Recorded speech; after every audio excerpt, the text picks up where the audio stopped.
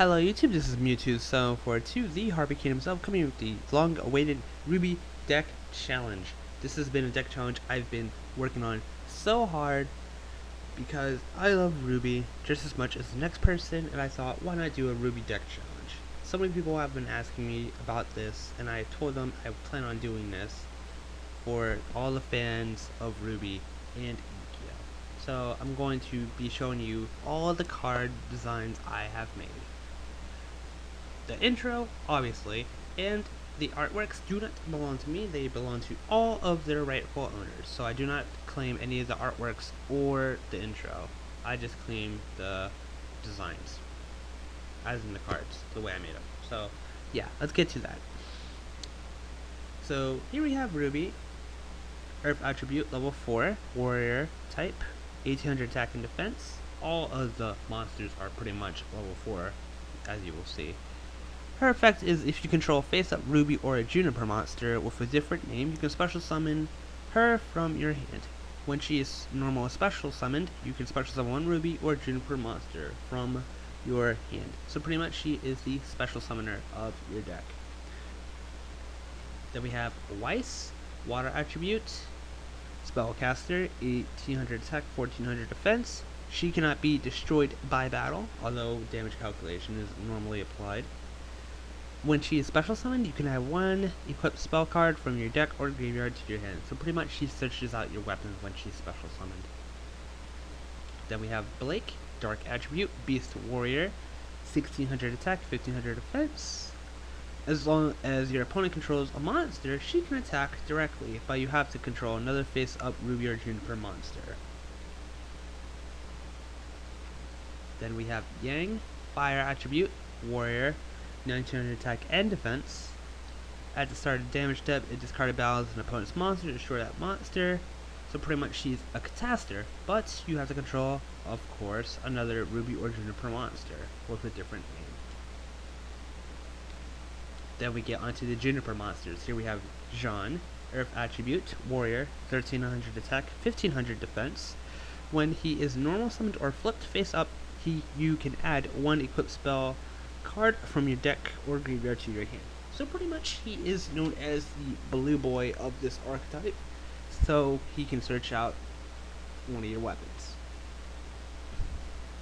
Then we have Nora, Light Attribute, Fairy, 1700 attack, 1400 defense.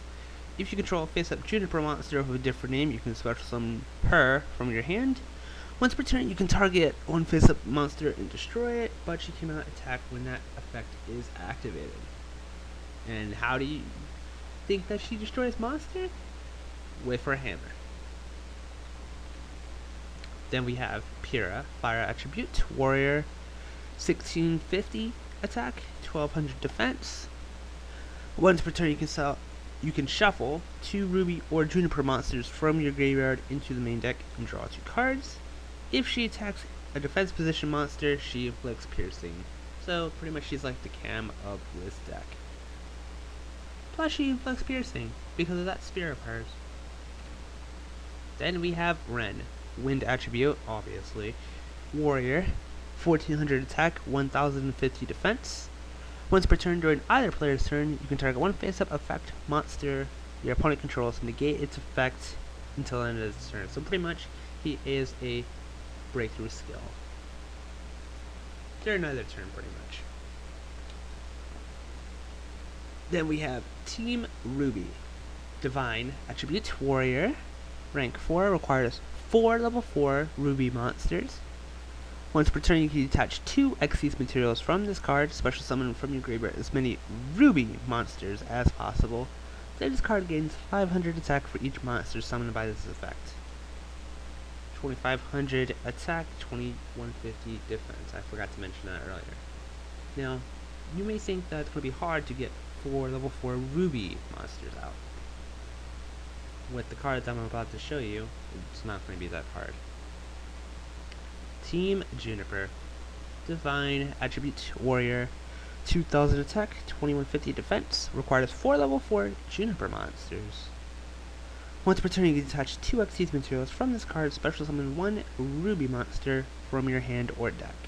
This card gains 400 attack for each Xyz material attached to this card. Now I know what you're thinking. Why not have it change to special summon a Juniper monster? People mostly prefer the Ruby side, I'm pretty sure. And plus, I don't get why Juniper doesn't get much attention, but they will. They will. Let's get on to spell cards. Here we have Crescent Rose. Can you only equip to Ruby? She gains 600 attack. As long as your opponent controls a defense position monster, she can attack directly. Then we have Merlin Esther. Can only be equipped twice. She gains 400 attack, and therefore, as long as it's equipped twice, she can attack twice. Gamble Shroud, Blake's Weapon.